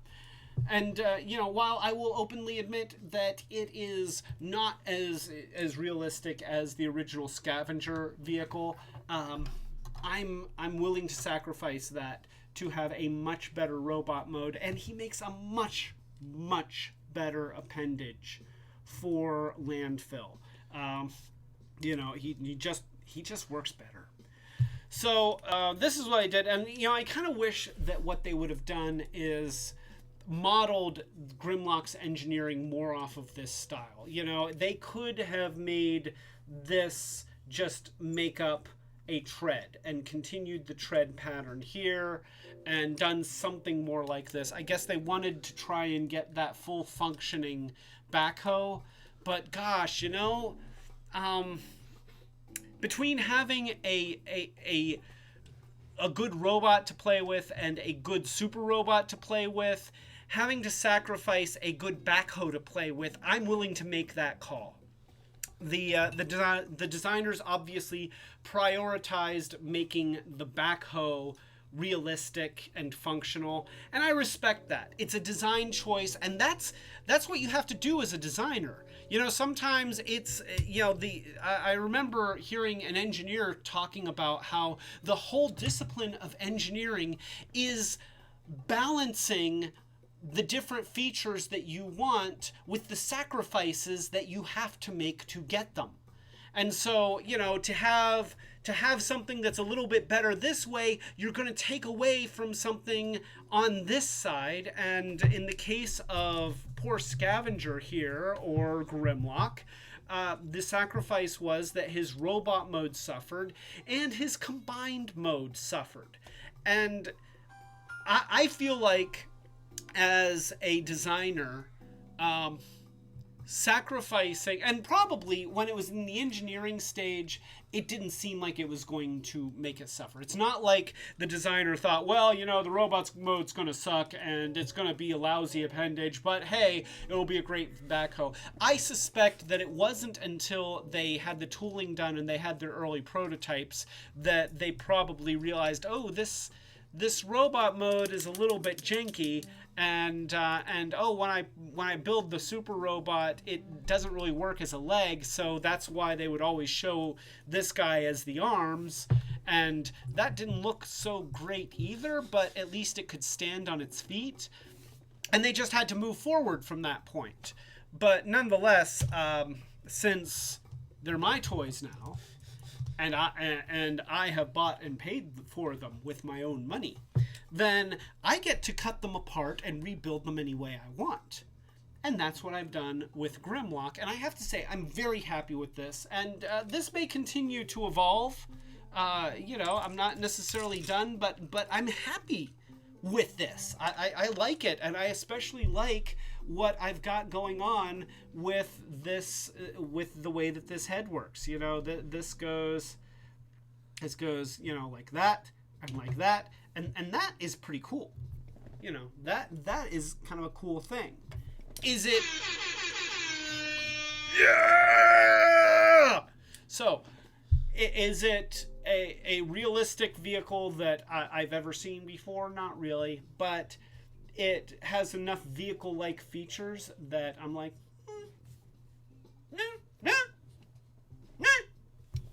I'm just going to keep making that noise until people agree with me.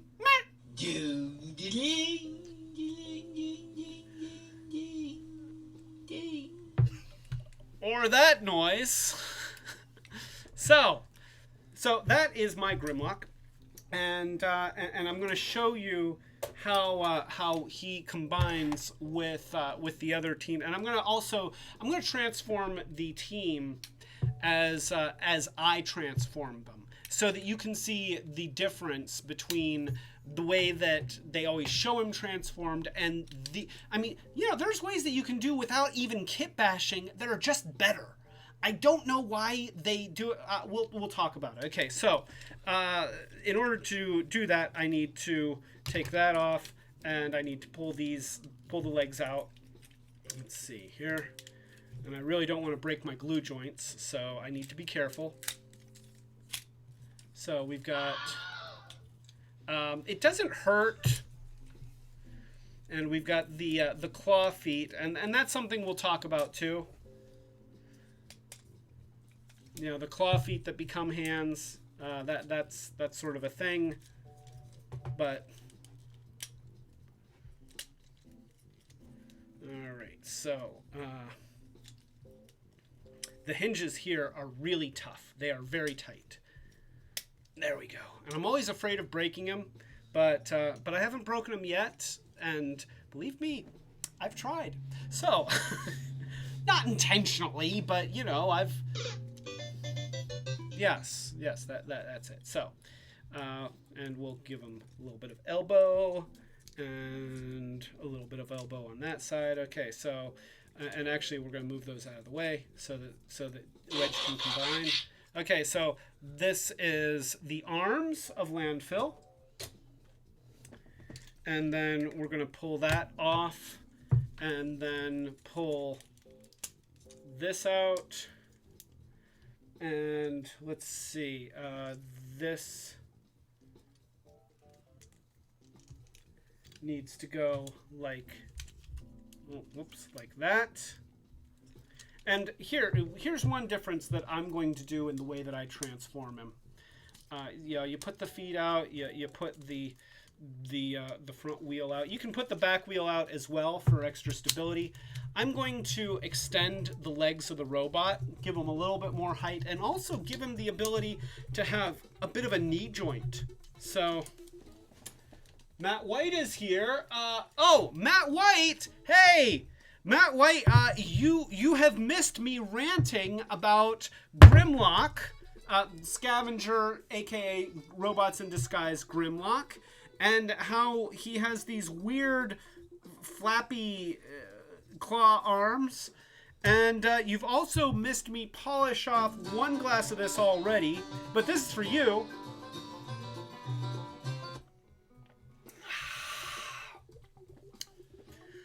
And I am feeling my apple juice, Matt White. So everybody else, fill in Matt White on what he's missed. But yeah, so you can kind of get a little bit of a knee joint there if you want it. And then I'm going to rotate the passenger compartment here, and I'm going to flip this up and angle it towards the rest of the leg so that it looks like that. And then I'm going to take heavy load and transform him. Flip this around.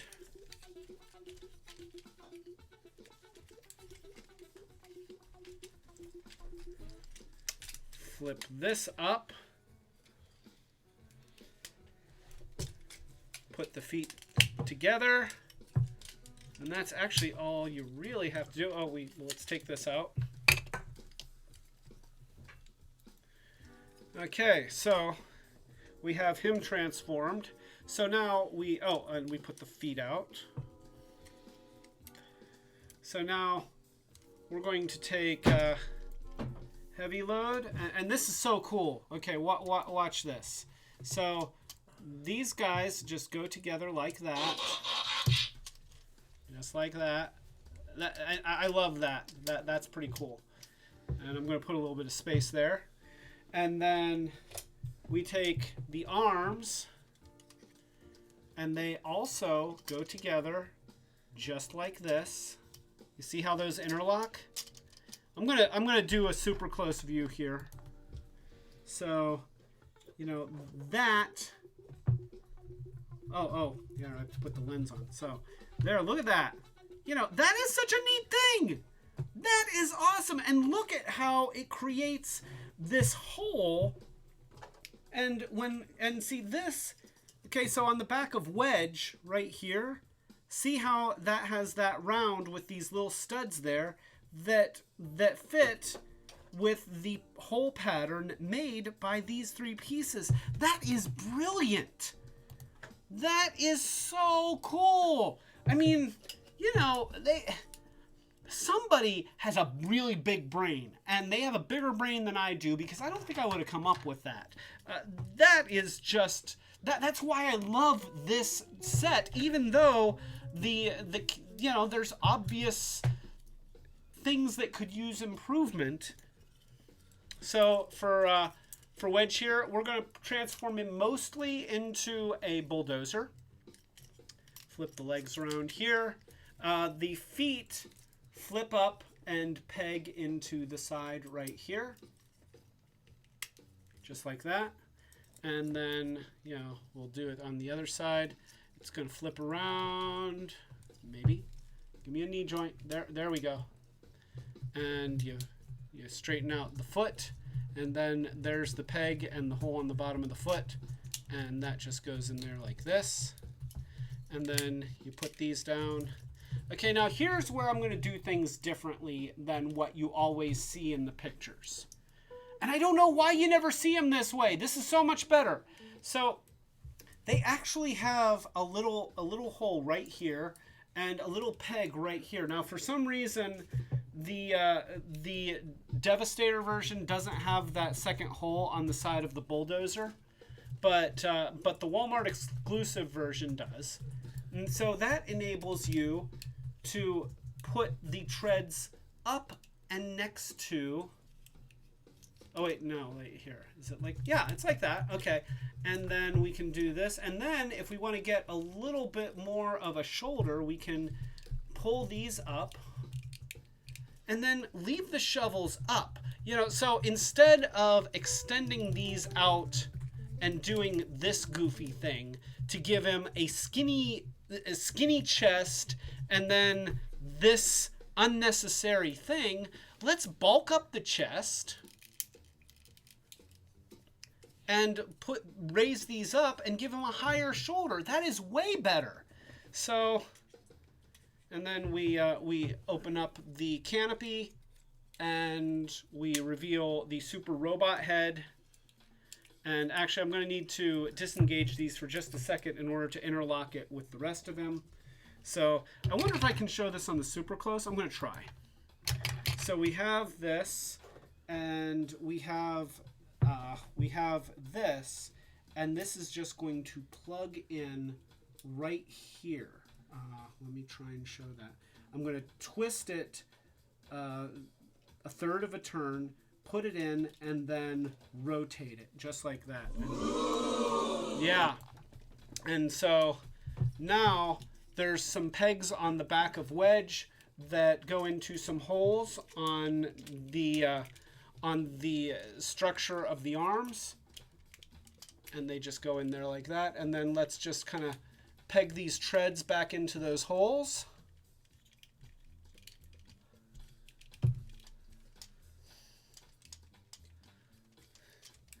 And he's most of the way there. Now you still have this piece. Now they always want to make this piece like a cod piece. I don't like that either. Yeah,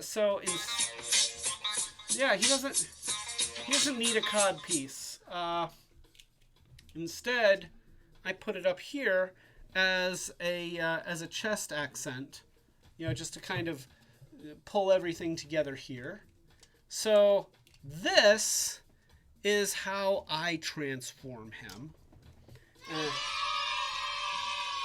Yeah, that's pretty cool. And let me put him on the other camera. So, you know, this is with the new Grimlock arms. Now, one thing that I still am not a huge fan of is that he doesn't have... His feet kind of suck. Okay, you see the wheels as feet. That doesn't work. So I've created these. I haven't figured out how to integrate them into the design yet. I only did this last weekend, and I haven't played with it much. So I'm just going to plug these in there, and then, you know, plug this one right in here.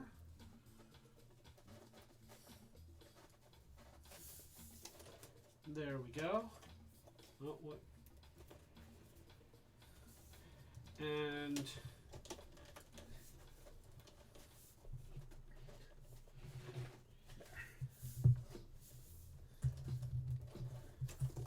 oh, I keep knocking it off with my thumb. There we go. So now he has feet. Boy, it does not want to stay. Stay there. Stay. Okay, good robot. Boy, it really...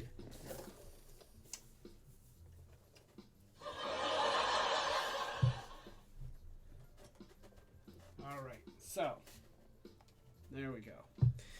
And the other thing that I'm experimenting with, I'm not a big fan of the claw hands. And so I drilled some holes in all of the characters' feet. And this is just temporary. This is an old Bruticus fist that I found that I had extra. I don't know how I have extra, but I do. And that's a Defense War fist. And for some reason, I don't have a matching set, but I have one of each. So, you know, I gave him some actual fists. And that is my version of Landfill, and I have to say that I like it a lot better. Let's go ahead and put together. And Okay, and they've never done a remake of Landfill. That's the thing. Landfill is an odd character in that he was in Robots in Disguise, and we have never seen him revisited. The name Landfill was used by a Gen 1 late Gen 1 double target master who was a dump truck, who apparently, according to his bio, smelled real bad. And you know, I kind of like the idea that he was a stinky transformer, because Blot was one of my favorite Decepticons, and that was his whole deal. He smelled bad. He oozed lubricant that smelled real bad, and the other Terracons didn't like him because he smelled bad. So yeah, let's go ahead, and I'm going to attempt to transform Grimlock. I'm going to make him a leg this time, so that you can see. Blot smell like the differentially... Oh, you know what? Okay, so I never really thought about this, but Monica just brought it up. When I changed the differential on my truck, there's this gear oil that you have to put into the differential. And it is the nastiest, stinkiest stuff that you have ever smelled.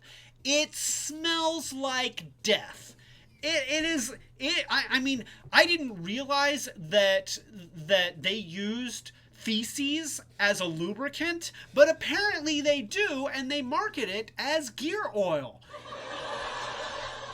It is nasty. It stinks to high heavens, and it's funny because somebody must have known that when they wrote the bio for Blot, and they talked about how he oozed this stinky lubricant because it's obviously gear oil. So, just in case anybody's ever changing the differential on their vehicle, the gear oil smells like liquid death. So, anyway, I'm getting close to transforming Grimlock, aka Scavenger, here. Oh, there goes his arm again.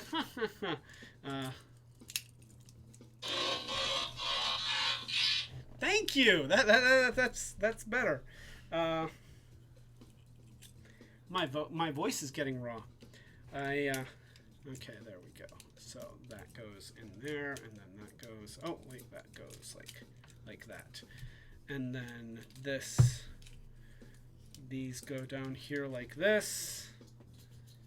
No. Ugh.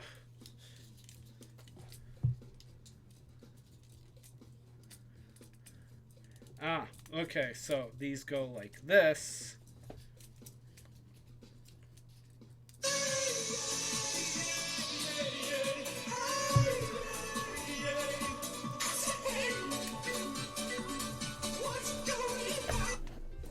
Okay, so there is Grimlock as a leg, and as you can see, the legs are very wobbly. For a long time, what I did with my other Grimlock is there's a hole in here and a hole in the other side, and I had made a post that would stretch from one to the other to shore it up, and that helped. But you know, he definitely needs some help. And let's go ahead and turn him into something, maybe.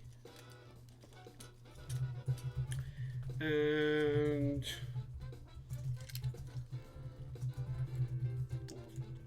do that. And put the wheels out. And put these guys together like that. And give that a thing. There we go. And that's just so bad. Oh, also, you have to extend the feet. There's like a little stretch joint right there that extends, which never stays that way. So when you use Grimlock as a leg, he's always kind of lopsided. But we'll try. We're gonna try. And then we have Hightower, who gets to stay Hightower. Nice that he gets to keep his name when he turns evil.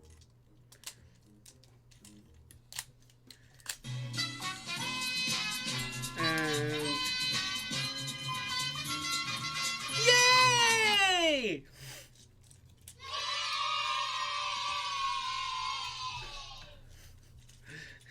You know, we gotta do something to fill the dead air when I'm transforming these guys. And Roger. they take so long, and I'm sorry for that. But you know, I don't know how to fix that. You know, actually, early on... Why, you lazy crap for crap. I am a lazy crap for crap. It's true. So when we were first trying to do live streams, I tried recording video sequences of different characters so they didn't have to transform these while I was on camera, so that you wouldn't have to sit there and watch me transform these things while I was on camera. And it just didn't work. You know, the technology fought me, and it kind of detracted, believe it or not, from the whole live stream. So, and Monica was like, just transform the toys and talk to people. And I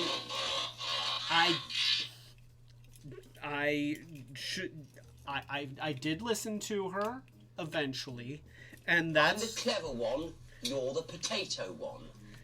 You know, and she really is the clever one, and I really am the potato one. What is that from? Is that an episode of The Doctor?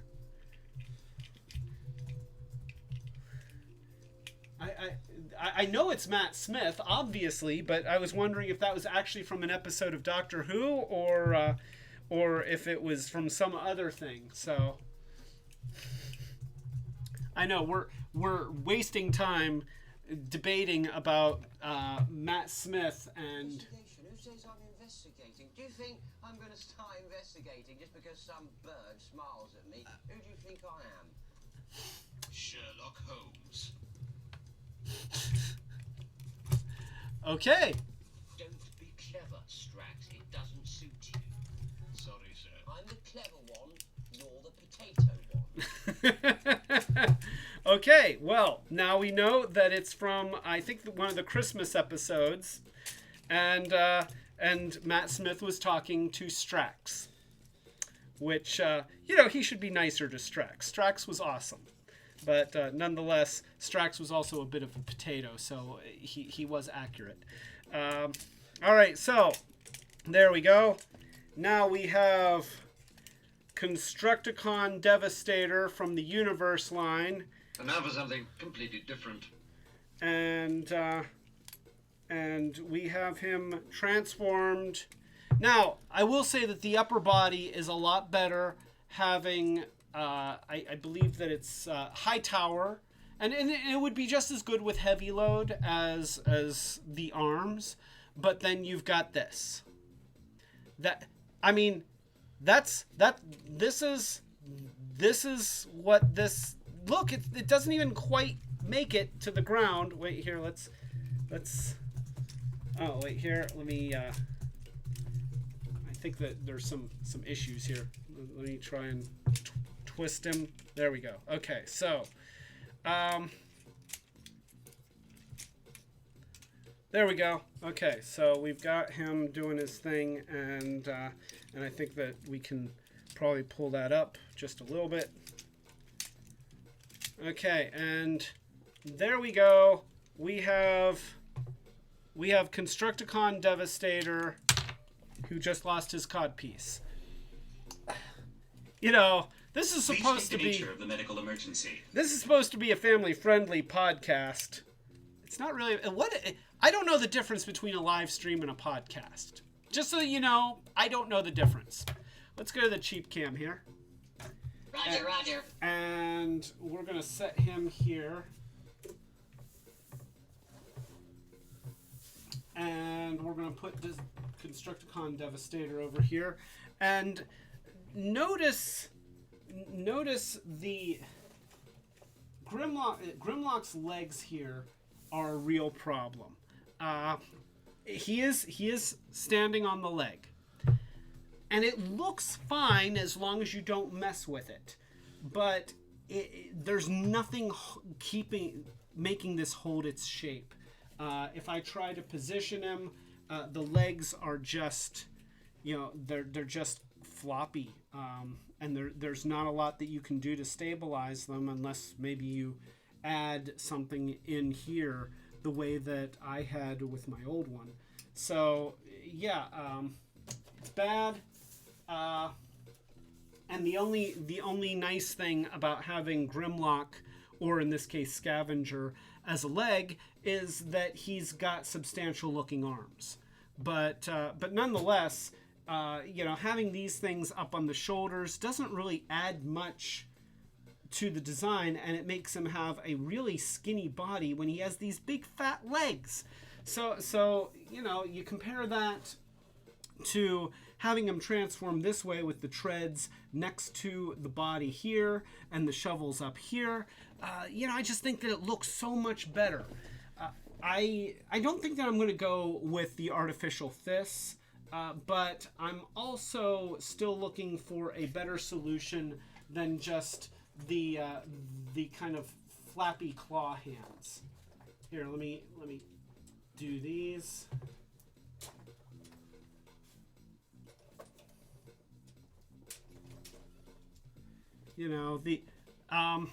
The flappy claw hands are okay, but I just feel like he would look better with something else. And if I could integrate them into the vehicle design somehow, and I can integrate these pieces into the vehicle design somehow, I think it would go a long way to really making him look nice. I do like having two of these supports, since I'm using two wide load bodies, then that means that I've got a support on this side that can go up, and it just makes the thighs, it gives the illusion of the thighs being more robust rather than being connected by these little things, which I guess is why they put this codpiece here so that you don't see them. So that okay, so that is Landfill, and despite his various really fascinating design choices and uniqueness, and the things that I've had to fix, I love this set. I love these characters, and okay, I don't love Grimlock. I'll just say I don't love Grimlock, but I'm happy with kit bashing Grimlock into a new toy and making it work. I love the way that this guy looks. I would love to see what they would do with a modern version if it was during one of the too much apple juice.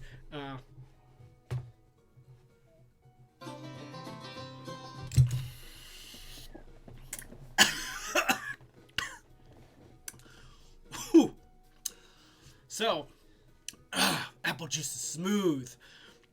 So as long as it was during one of the lines where they were doing the really nice detailed toys, you ever notice how they'll do a really nice line and then a line that's still decent, but you can tell that they're kind of cost cutting, and then they'll do a really crappy line. And then the next one will be nice again. And they kind of go in this cycle of 3 or 4 years at a time, going downhill, and then it's like, oh, this is really bad, and then they'll up it again. And so if they were on one of those up lines where they were really doing nice stuff, I would love to see what they would do with a modern incarnation of this set of characters. I would be very interested, and keeping the 4 character team. I would kind of hate to see them just repaint the Combiner Wars Devastator yellow and say, oh, look, it's Landfill. That's not as cool. They could use Grimlock from Combiner Wars. Wait, the dinosaur Grimlock from Combiner Wars. You know, they'd have to give him a steam shovel for a head. So make him one of those Constructusauruses. Yes, I guess if they made Grimlock from, like, I guess it would be Power of the Prime's Grimlock, and made him a Constructosaurus, replaced his legs with treads, still give him a dinosaur head. No, I don't want to see that. Imagine that Scorponok except as a dinosaur. So, oh, the giant Scorponok that they're coming out with. Oh no, the Energon Scorponok. So, for those who don't know, during the Energon series, they came out with a Scorponok, and it was awesome. It wasn't big, but it was cool, and they made him a construction machine. It was, you know, kind of construction-esque. He had treads for legs, and he still had the big claws, but his tail had a hook on it, so it was obviously some kind of... Oh, here we go. So this is Energon Scorponok, and I love this toy. It's a construction equipment, but obviously alien. It's got these big steam shovel styled claws.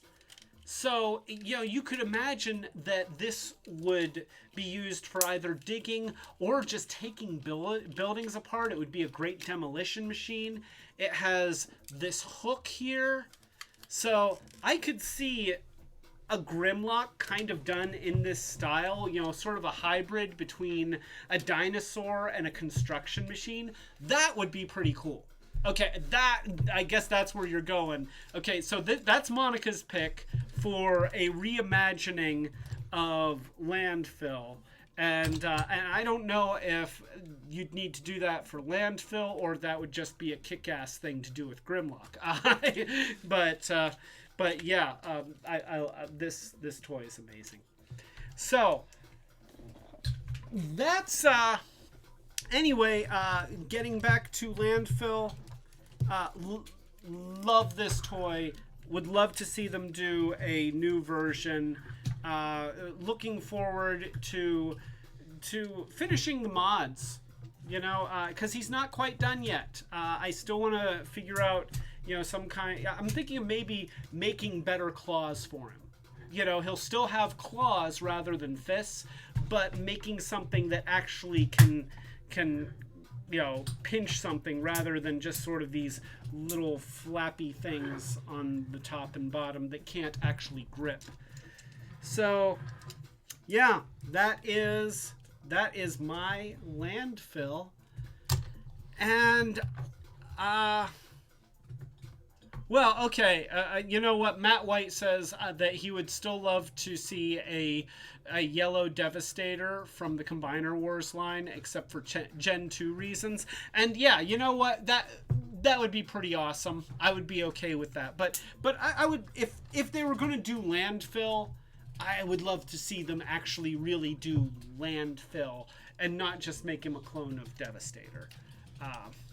So I think we're there. It's been over 2 hours, and I've had a lot of apple juice at this point, and my throat is about to give out. So I think I need to say goodnight to everybody. Thank you.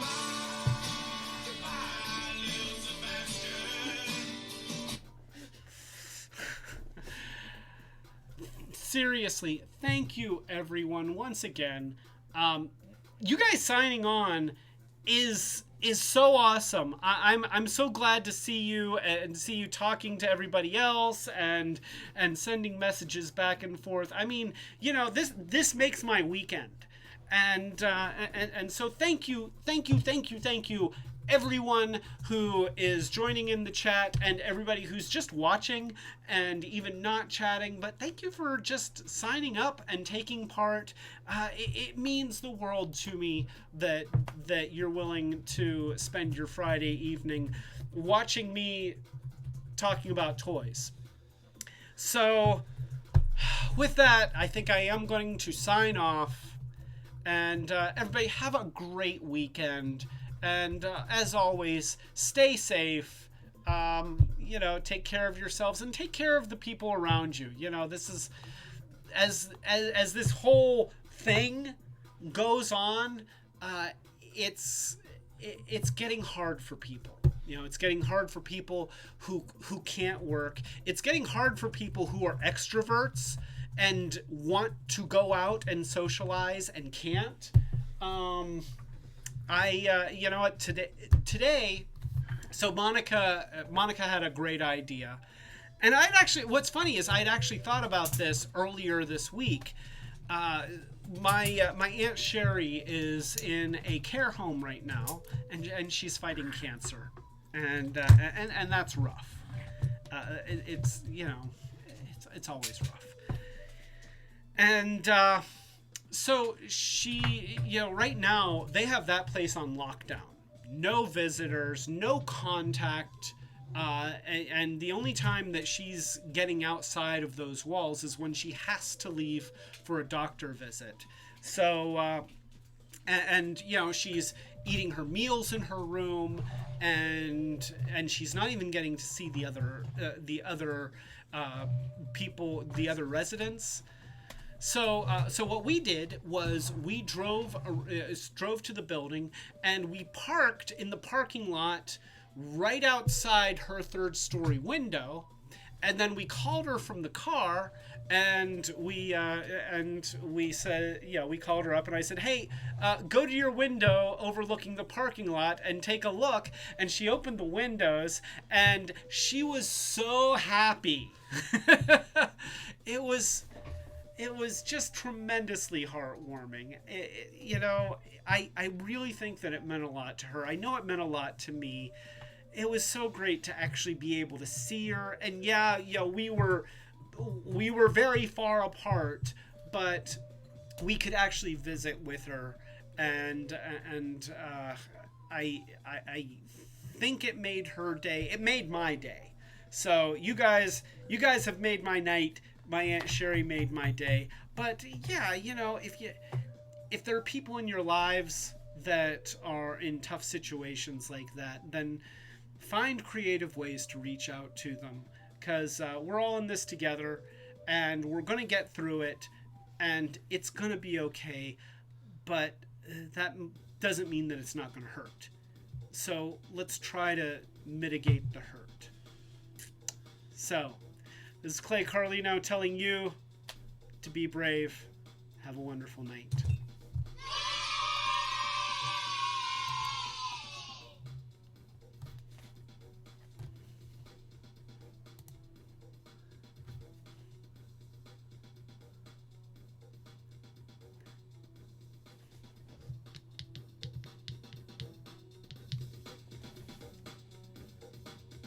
People might be waiting for me to say something, but I haven't said anything.